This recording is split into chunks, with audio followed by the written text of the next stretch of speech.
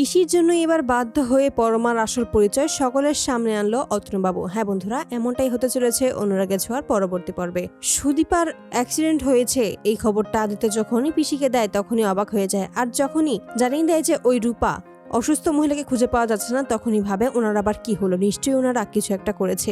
এমনটা নয়তো ওই অতনুবাবু এবার এই সবটা করিয়েছে আমার দিদিমণিকে হেনস্থা করার জন্য।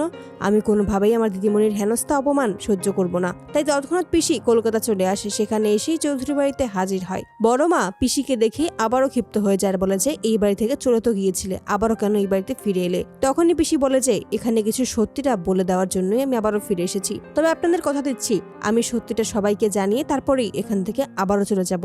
এই বাড়িতে থাকতে চাই না, আমি এই বাড়ি ছেড়ে চলে যাব। ঠিক সেই মুহূর্তে রূপাকে উদ্ধার করে সুদীপা, আদিত্য, অভ্র ও পরমা চারজনেই বাড়ি ফিরে আসে।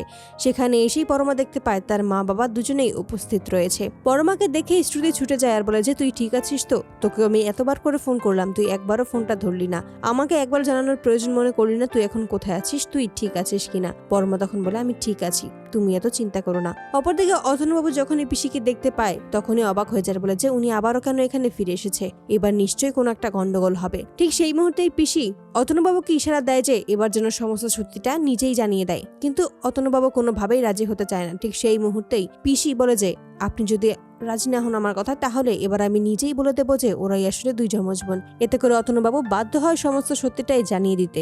অতঃপর পিসির কথাতেই এবার বাধ্য হয় অতনুবাবু সমস্তটাই জানাতে। তখনই অতনুবাবু জানিয়ে দেয় যে আপনাদের মাঝে আমি কিছু কথা বলবো। এতে করে সকলে অবাক হয়ে যায়, কেউ কিছুই বুঝতে পারে না হঠাৎ করে অতনুবাবু কি কথা বলবে। তখনই অতনুবাবু নিজের কাছে থাকা সেই লকেটটা বের করে এবং সেখানেই যে নামটা সুরূপা সেটা দেখেই শ্রুতি বলে যে এটা তো তোমার কোনো একজন আত্মীয়, তাহলে এটা তুমি এখানে সকলের সামনে কেন বের করছো? তখন অতনুবাবু জানায় যে সুদীপা, তোমার যমজ বোনকে তুমি যে খুঁজে বেড়াচ্ছ সেটা অন্য কেউ নয়, তোমার আশেপাশেই রয়েছে, পরমাই হলো তোমার সে যমজ বোন। তো বন্ধুরা, তোমরা এটাইতে যাওয়ার জন্য এভাবেই এবার যেন পিসির জন্যই অতনুবাবু বাধ্য হয়ে পরমার সমস্ত পরিচয়, সমস্ত সত্যি যেন সকলের সামনে আনে। তোমাদের মতামতটি অবশ্যই জানিয়ে যাবে। ভিডিওগুলো ভালো লাগলে অবশ্যই চ্যানেলটি সাবস্ক্রাইব করতে ভুলবে না।